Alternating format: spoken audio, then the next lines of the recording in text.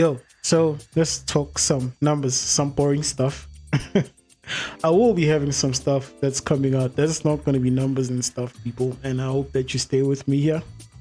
I'm a person too. There has to be variation here. Can't always be talking about political idiots and such. So today I'll be talking about Betway and their sponsorship of our Premier Soccer League. So they're going to sponsor it for 38.3 million pounds, which is run about maybe 600 million rands, almost a billion. And that's good. It's good for the people who will be getting paid, the people who will maybe get raises. I wonder. It's good for some people, but especially great for the chairman and the executives and such. They are happy. This is like a big windfall for them. Because let's be honest, where does that money go? When's the last time you seen proper underage football? Under 17, under 16, under whatever. Because it starts at under 5, under 6, under 8. That's why the rugby is so good. They start them young. But we'll get to that. Let's just finish up here with this whole Betway. My point wasn't, or my problem with this whole my problem with this whole situation is that the money is good. The problem starts when it comes to the impacts of imaging. Let's be honest. When's the last time you've seen a cigarette advert, or the last time you've seen a beer? Well, those are everywhere, but it seems like somehow they are trying to pull them back a bit because it is too much. It is too much because surprise, advertise beer. Most of the population is going to like beer. Advertise smoking. Most of the population is going to like smoking. Now gambling is being pushed to a whole base of South African football supporters. You understand? The image of Betway being everywhere is bad for people that are recovering gambling addicts. You understand? Imagine if you are a smoker and everywhere you go, people smoke, and you are trying to quit. It's going to be very difficult to smoke. The same reason why you don't find alcoholics in taverns, which when they are trying to quit drinking, you find them, I don't know, at home or in church or somewhere. They always try to stay away from what they're addicted to. But when it comes to Betway, it would seem the government doesn't care. What if you are a recovering gambler and then you are sitting down there trying to watch a football or a sports? Let's just say sports rather. You could bet on anything during the Olympics, I think. Because I remember during the elections, I got this other... I gamble too sometimes when I can. I'm not trying to sound holier than thou, but I'm just basically saying we need to open our eyes and not just keep on walking into situations like this with our eyes closed. At least if there's a benefit for the young people, especially grassroots football. We'll get to that. Let me just keep on this whole Betway thing for now. And it's sad. How is a recovering gambler going to have an easier time seeing gambling everywhere when they try to not gamble? But gambling is everywhere. So what are you going to do? Gamble. What if you owe rent and you're supposed to pay rent, but you're like, you know what? If I win, I'm sure I can pay rent, maybe buy a house. That's how some people think. That's how we all think. We think maybe that one small break will get me out of this. But it doesn't happen for everyone, unfortunately. Not everyone is meant to win the lotto. Not everyone is meant to win 10,000 rand from sports betting, or 30,000 rands from lucky numbers, or from slot machines. Not everyone is gonna win, but the way it's being advertised, especially when you are watching football matches, pay attention to the breaks, halftime, and count how many adverts you see Super Sports just shoving betting into people's faces. Count all the different betting sites they push. That's why Super Sports DSTV started their own betting company, by the way. And the last time I heard was like, it's very difficult to get a gambling license in South Africa. But let's be honest, it's not difficult. It's just about how much money you have. Can you keep or stay in the process? that long.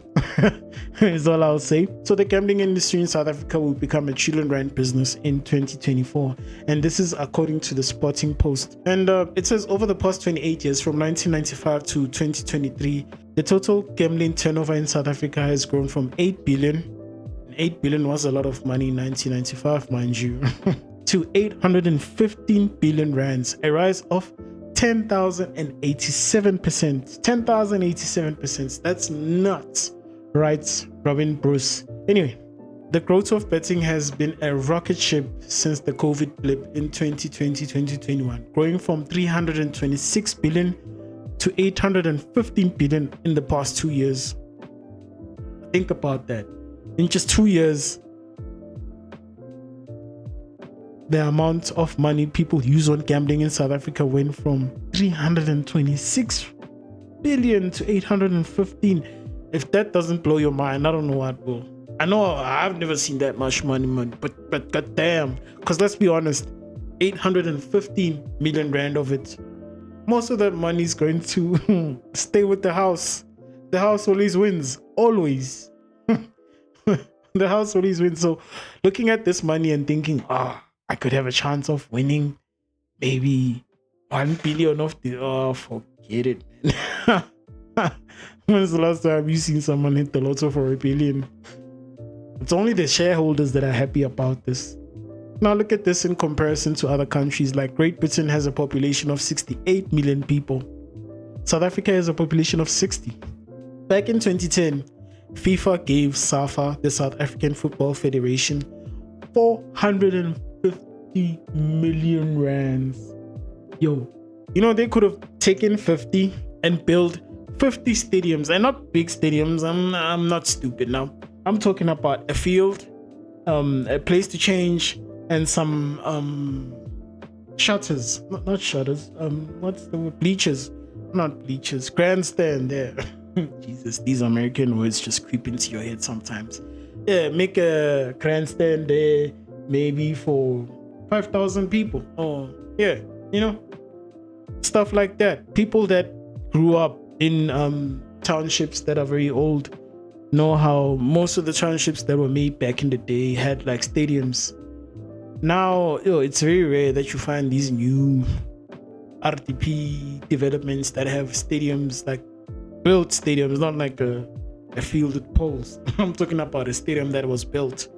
And it just shows you the lack of development that goes into South African sport from the people who are in charge of it these days.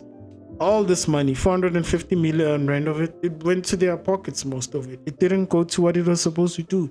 And if it did, maybe we could say 10% went to doing what it was supposed to do. Well, what the money was supposed to be doing.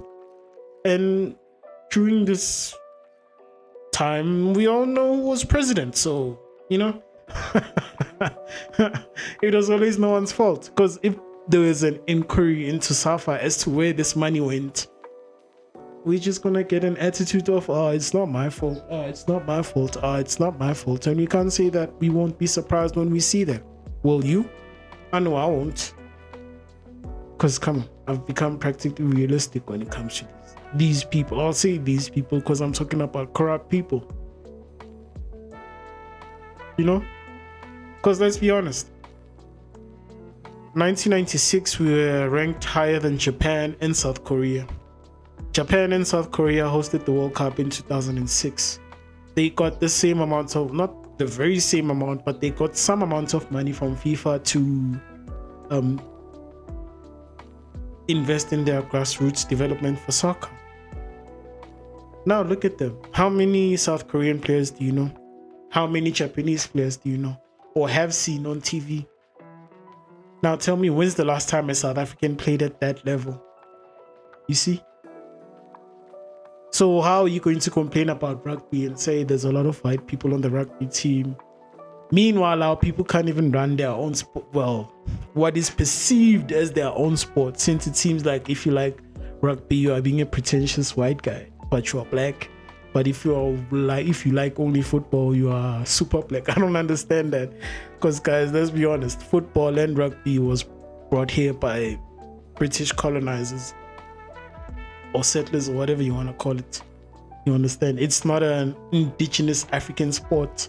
But however, there will always be those conspiracy theorists who will tell you that football was stolen from Africa.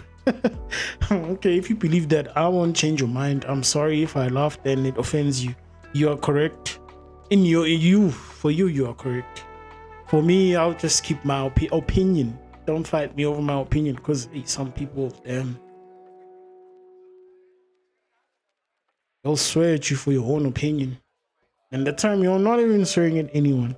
However, but that's besides the point.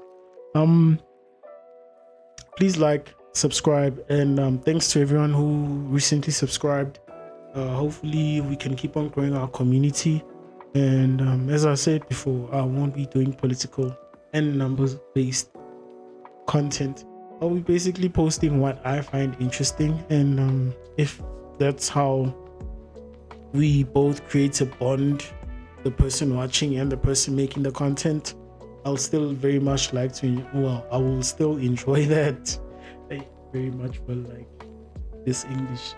So yeah, if you enjoyed this, please subscribe, like, and I'll be dropping more tomorrow. Tomorrow I'll drop a video, and hopefully we can discuss and enjoy that video too tomorrow. Until then, peace.